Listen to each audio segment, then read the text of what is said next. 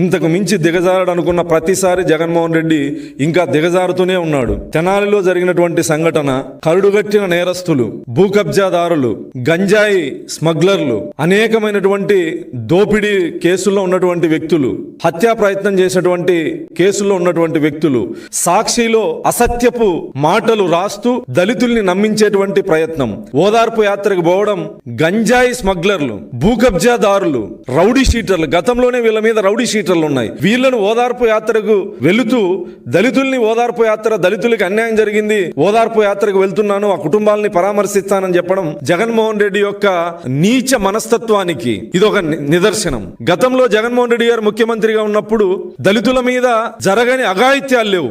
దళితుల మీద ప్రతినిత్యం దమనకాండ జరిగింది, హత్యలు జరిగాయి, మానభంగాలు జరిగాయి. ఇన్ని జరిగినా ఏ రోజు కూడా జగన్మోహన్ రెడ్డి అనే వ్యక్తి దళితులకు అండగా బయటకు వచ్చినటువంటి పరిస్థితి లేదు.